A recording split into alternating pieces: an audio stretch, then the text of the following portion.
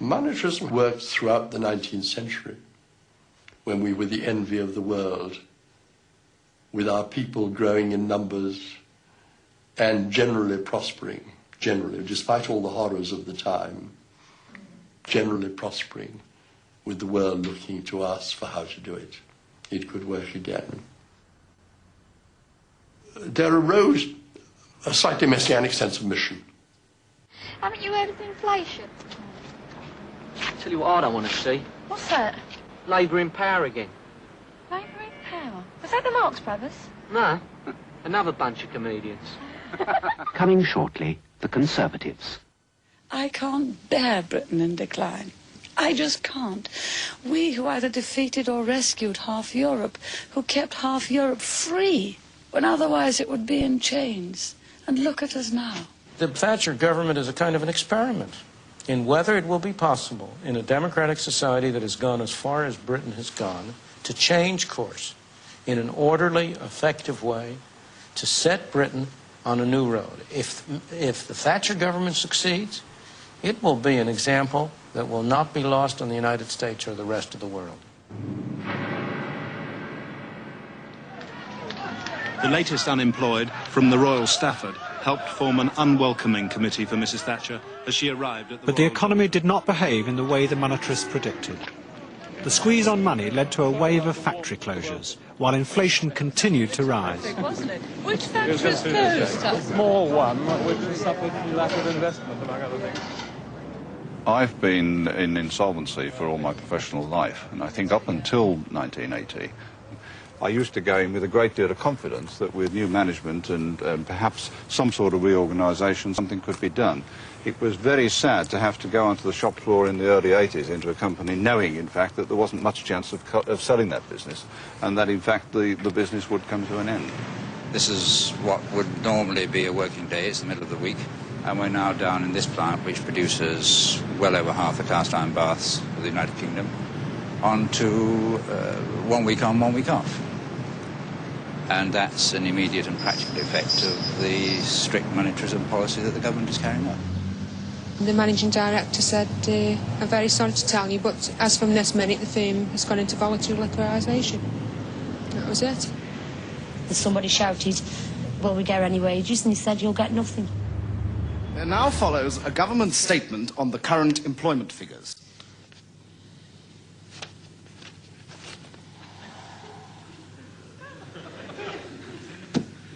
Oh, dear.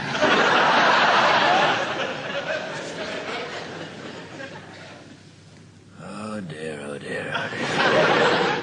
The government seems to have totally lost its way in terms of the interaction of 4 economic indicators on British industry. Oh, God. As every member of any firm knows, once, with high interest rates as a weapon for controlling money supply, what is the first thing that has to be cut? Investment. Because you still have to pay wages and you still have to pay your current costs. One day we may be able to afford it. I get the economic policies right. The government would say, just hang on and stop making such a fuss now. Yeah, all I can say is that the government isn't standing where I'm bloody well standing. Even more mystifying was the behaviour of the money supply.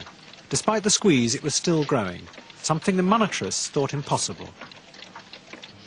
Well, it was all a bit embarrassing, people like me who were at the Bank of England, because we'd been forced, or the government had signed up for this path of gently declining monetary aggregates. And instead of the monetary aggregates gently declining, some 5 or 6 months after this new policy was put into operation, they took an enormous jump, and it was very difficult to know why, or to know what ought to be done about it. By the end of 1980, unemployment had nearly doubled. Manufacturing output had fallen by 1/6. Britain was declining faster than even in the darkest days of the 1930s. Despite this, the politicians were convinced they were right. The laws of their science told them so. Let me just have a word about monetarism and monetary control first. I mean, you all know full well that if you produce too much of something, its value will fall. That's elementary. It isn't a newfangled theory. It is as essential as the law of gravity, and you can't avoid it.